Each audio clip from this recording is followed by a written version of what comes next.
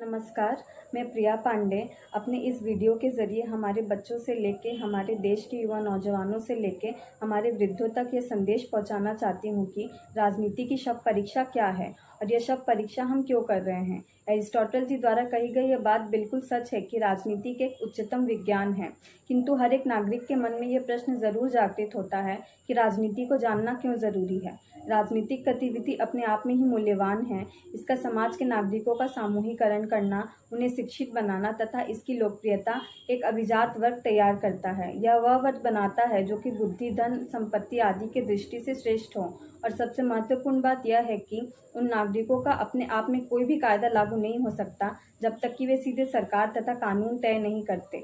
दूसरा महत्वपूर्ण प्रश्न यह उठता है कि एक नागरिक कौन है। एरिस्टोटल जी फिर कहते हैं, वह कोई भी हो, हकदार है किसी कार्यालय या फैसले में भाग लेने के, बशर्ते उसमें शामिल हो एक विवेचना, एक रुचि। तो हम कह सकते हैं कि एक नागरिक शहर में है और ये शहर भीड़ भाड़ है उन नागरिकों का जो कि जिंदगी खुल के जीने में और खुल के बोलने में पर्याप्त हैं। जैसा कि हम सभी जानते हैं कि अनेक पूर्वी तथा पश्चिमी सभ्यताओं ने आज तक हमारे राजनीति को जिंदा रखा है। एक आदर्श राजनीति है एक नैतिक सिद्धांतों, आदर्शों, मितकों तथा प्रतीकों का एक समुच्चय जो कि सामाजिक आंदोलन, कक्षा, संस्था को बताता है कि एक समाज को किस तरह कार्य करना चाहिए और सांस्कृतिक तथा राजनीतिक खाका के लिए कैसे प्रस्ताव रखने चाहिए ताकि सामाजिक क्रम में सब कुछ हो सके। किंतु हम इतिहास की पृष्ठभूमि को यदि पलट कर देखें तो ऐसा जान पड़ता है कि हमारे आदर्श राजनीति का जीवन काल शेष है। पहले के इतिहास में सत्तारूढ़ कक्षा अभिजात वर्ग के द्वारा हमारे सरकार को संचालित किया जाता था। यह वर्ग उन सामान्य वर्ग के लोगों के विरोधी के तौर पे थे। इस वर्ग के अंतर्गत जितने भी राष्ट्र थे एक अस्थिर रूप में थे। इसकी वजह थी सत्तारूढ़ कक्षा एवं सामान्य वर्ग के शक्तियों की हड़ताली असमानता। पहले अंतर्गत नियम के अनुसार जो भी प्रस्ताव रखे जाते थे समाज में हलचल मचाते थे और चाहे कोई भी हो उसके 10,000 विरोधी जरूर तैयार हो जाते थे। इसी के वजह से जनतंत्र का नियम चुना गया। जनतंत्र संदर्भित करता है एक ऐसी सरकार जिसमें लाखों आम आदमी अपने मतदान द्वारा एक ऐसा प्रतिनिधित्व चुनते हैं जो कि सामाजिक रूप से, राजनीतिक रूप से, सरकारिक रूप से परिपूर्ण हो।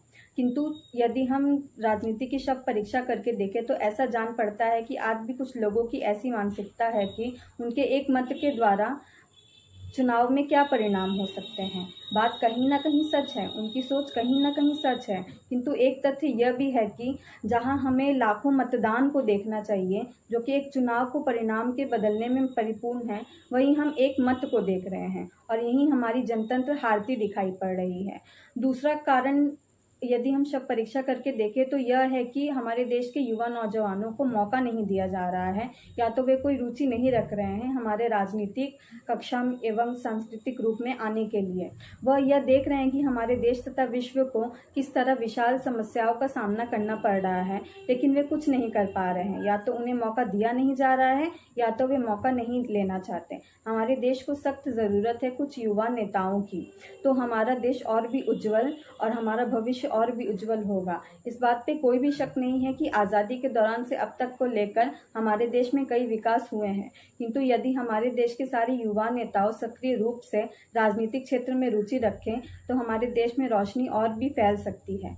जय हिंद, जय भारत।